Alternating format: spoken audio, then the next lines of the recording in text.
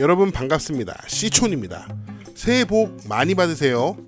여러분 새해에는 늘 건강하고 행복하시길 C촌이 기도합니다. 제가 유튜브 영상을 만들고 또 관련해서 많은 영상들을 보면서 느끼는 게 한 가지 있습니다. 시청자들은 긍정적인 내용보다는 비관적인 내용에 더 많은 관심을 갖는 것 같아요. 쉽게 말해서 망하는 이야기에 더 많은 관심을 갖는다는 거죠. 일반적인 사람의 심리일까요? 그런데 비관적인 이야기에 집중하다 보면 아무리 긍정적인 사람도 비관적인 사람이 되어버립니다. 비관의 반대는 낙관이긴 한데 긍정적이라는 단어를 쓰고 싶네요. 그래서 오늘은 긍정적인 이야기를 준비해봤습니다.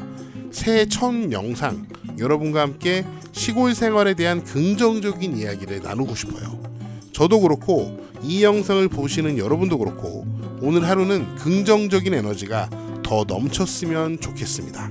고심 끝에 결정한 시골 생활, 정말 이렇게 될 줄 몰랐다. 오늘 영상의 제목인데요. 조금 바꿔볼까요? 고심 끝에 결정한 시골 생활, 정말 이렇게 좋을 줄 몰랐다. 이 이야기를 해보려고 합니다. 시촌아, 시골에 가서 뭐가 그렇게 좋으냐? 한번 이야기를 해보겠습니다. 시골에 와서 가장 좋은 점은 뭐니 해도 시골 생활이 주는 자유인 것 같습니다. 사실 이 자유는 여러 측면에서 설명할 수 있는데요. 첫 번째는 획일적인 일상으로부터의 해방입니다. 도시에 살던 사람이 시골에 와서 살게 되는 경우 도시에서 일했던 방식으로 시골에서 일하는 사람은 거의 없습니다. 도시에서는 사람마다 차이가 있긴 하지만 일반적으로 9 to 5처럼 규칙적인 시간에 출퇴근해서 일하는 경우가 많죠. 대부분 도시 사람들이 그렇게 삽니다. 매우 자연스러운 것이죠. 하지만 시골에 내려와서도 9 to 5 정해진 시간에 출퇴근하면서 사는 사람들은 거의 없습니다. 물론 시골에서도 그렇게 일할 수 있습니다. 하지만 그렇게 살기 위해서 시골에 내려온 것은 아니잖아요. 시골에 내려온 사람들은 저마다 다른 모습으로 일을 하긴 하지만 거의 대부분의 경우 자신이 원하는 시간에 일을 하는 방식을 선택합니다. 그래서 시골에 내려오면 획일적인 일상으로부터 완전하게 해방되고 자신에게 주어진 모든 시간을 원하는 대로 사용하는 진정한 자유가 주어집니다. 아침에 일어나고 싶은 시간에 일어나고 매일매일 원하는 방식으로 시간을 활용할 수 있습니다. 운동하고 싶은 시간에 운동을 합니다. 특히 시골에서는 도시와는 비교할 수 없는 초자연 속에서 운동을 할 수 있는 환경 여건이 되기 때문에 운동하는 것이 너무 좋습니다. 특히 다른 사람들 다 일할 때 자연 속에서 운동하는 그 맛은 정말 끝내줍니다. 또한 놀고 싶을 때 놀고 쉬고 싶을 때 쉬면 됩니다. 물론 이런 획일적인 일상으로부터 해방된 자유를 얻기 위해서는 그에 상응하는 책임이 필요합니다. 유연하게 시간을 사용하는 대신 먹고 살기 위해서 스스로 시간을 관리해서 일을 해야겠죠. 결국 먹고 사는 게 제일 중요하잖아요. 시간을 아무리 자유롭게 사용한다 해도 일을 하지 않고서는 살 수 없습니다. 저의 경우에는 시골에 내려오기 몇 년 전부터 온라인으로 할 수 있는 개인 사업을 시작했고요. 또한 프리랜서로 할 수 있는 일들도 아주 오래전부터 준비를 했습니다. 시간과 장소의 구애를 받지 않는 일들을 이미 도시에서 했었고 그 덕분에 시골로 내려오는 게 어렵지 않았습니다. 제가 주변에서 봤던 매우 성공적인 도시 시골 트랜스퍼 사례가 있는데요. 어떤 형님께서 시골에 이사 오기 전에 귀농을 먼저 했습니다. 가족은 도시에 있었고 본인도 도시에 있었습니다.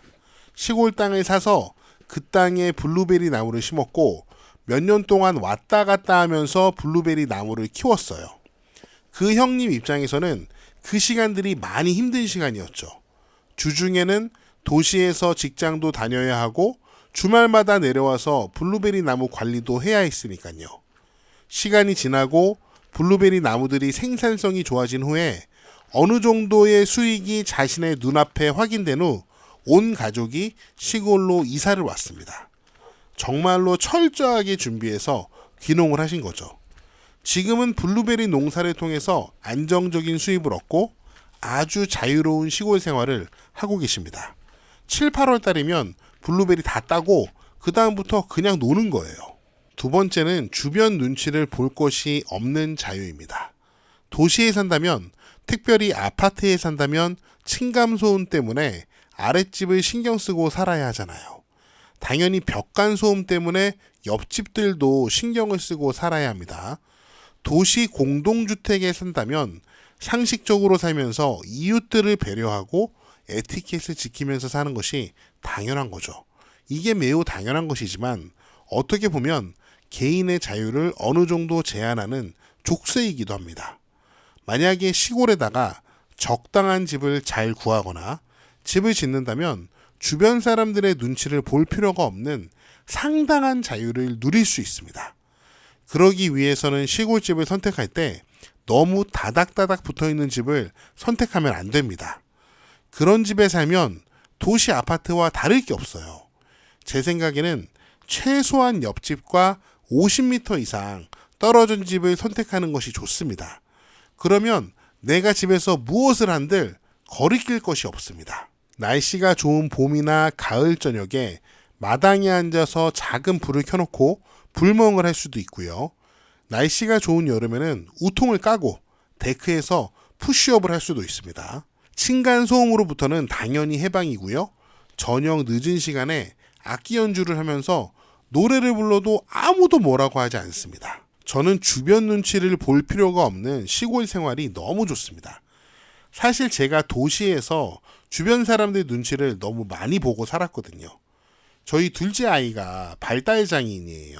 자폐 아시죠?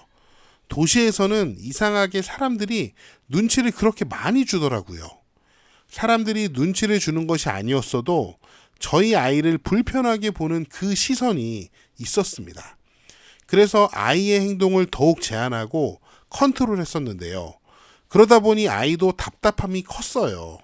뭘 하려고 하면 부모가 무조건 안 된다고 하니 아이 입장에서는 미칠 노릇이었겠죠. 하지만 시골에 와서 그런 시선으로부터 자유로워졌고 우선 마음이 편하더라고요. 그리고 아이의 행동도 안전과 관련된 일이 아니라면 크게 제한하지 않기 때문에 아이도 많이 편안해졌습니다. 사람들 눈치 보지 않고 사는 자유는 정말 대단한 자유인 것 같습니다. 시골 생활이 저한테 그런 자유를 주더라고요. 그런데 보니까 시골에 살면서 주변 사람들 눈치 많이 보고 사는 분들도 많더라고요. 그래서 여러분 시골에 갈 때 동네 선정이 중요해요. 동네를 잘 선택해야 되는데 그 내용도 제가 나중에 영상으로 다루어 보도록 하겠습니다. 세 번째는 조금 저희 가족의 특별한 케이스인데 사교육으로부터의 자유입니다. 제가 젊은 아빠거든요. 물론 도시에도 사교육을 받지 않는 아이들이 있고요. 또한 시골에서도 대부분의 아이들이 사교육을 받습니다. 야, 그 시골 깡촌에 무슨 사교육이 있냐? 이런 생각을 하시겠지만 이 시골 깡촌에서도 대부분의 아이들이 학원에 다니고 과외도 받습니다. 그런데 도시와 시골의 차이가 있다면 도시에서는 사교육을 안 받으면 마치 도태되는 느낌을 받을 가능성이 시골보다는 더 높다는 것이죠. 다른 아이들 다 학원에서 공부하는 시간에 우리 아이만 집에 있다면 불안하잖아요. 그래서 도시에 사는 아이들은 학원이나 과외를 끊을 수가 없습니다. 그럴 분위기가 아니에요. 이건 제가 정말 잘 알고 있습니다. 제가 도시에 살 때 사교육을 하던 사람이었거든요. 학원 강사 일을 오래 했었습니다. 학생들을 가르쳐 보면 사교육이 필요한 학생들이 있습니다. 특히 상위권 학생들에게는 사교육이 필요해요. 그 학생들은 남들보다 더 열심히 공부해서 좋은 대학을 가야 하니까요. 물론 좋은 대학에 간다고 미래가 보장되는 것은 아니지만 학벌이 좀 되면 사교육을 받은 게 아깝지는 않잖아요. 그런 아이들은 전체에서 5% 정도 됩니다. 제가 학생들을 가르쳐 보니까 95%는 대부분 들러리예요. 들러리. 특히 안타까운 아이들은 이런 학생들인데요.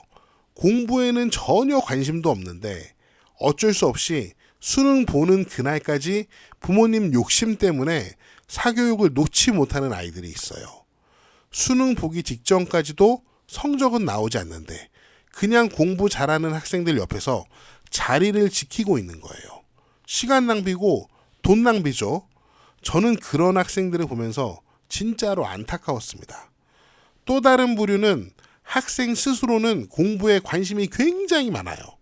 그리고 상당히 많은 시간을 공부에 투자해요. 하지만 공부에는 재능이 하나도 없는 아이들이에요. 그런 아이들에게는 공부가 길이 아닌 게 확실하거든요. 그런데 공부도 놓지 못하고 사교육은 절대 놓지 못해요. 그렇게 그 소중한 시간을 낭비하는 학생들이 너무 많습니다. 저는 아주 오랜 시간 이것을 직접 목격했어요. 저는 그래서 저희 아이들을 가정에서 가르칠 때 사교육이 중요하다고 전혀 생각하지 않습니다. 저희 아이들은 사교육 하나도 안 하고요.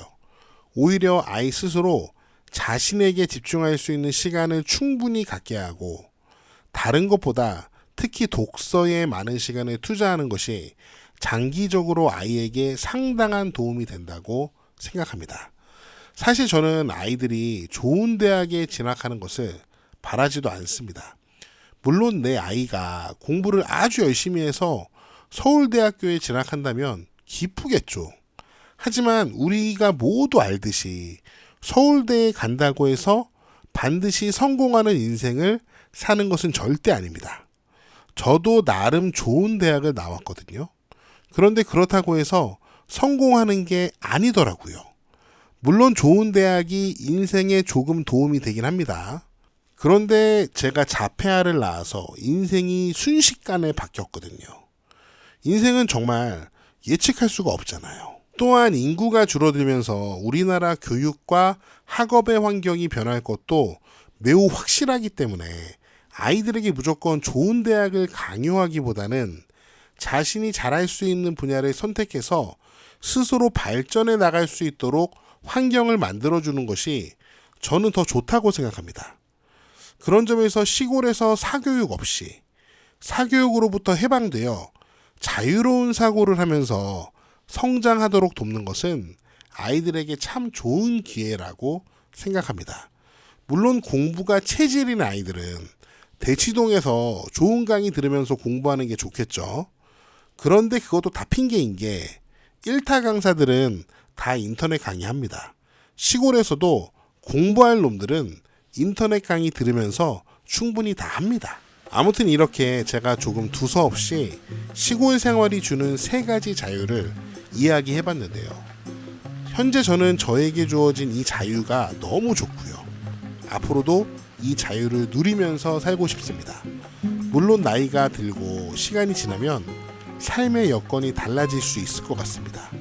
그러면 또 그때 더 자유로운 삶을 위해서 더 현명한 결정을 하면 잘 살아갈 수 있지 않을까 이런 생각을 합니다. 이 영상에서 다룬 이야기들은 저의 개인적인 생각이지 정답은 아닙니다. 분명히 어떤 분들에게는 시골 생활이 지옥일 수도 있고 구속일 수도 있으니까요. 네, 제가 준비한 내용은 여기까지고요. 저는 다음 영상에서 더 재미있고 유익한 내용으로 돌아오겠습니다. 여러분 시청호개인 오늘도 긍정적인 에너지로 사세요.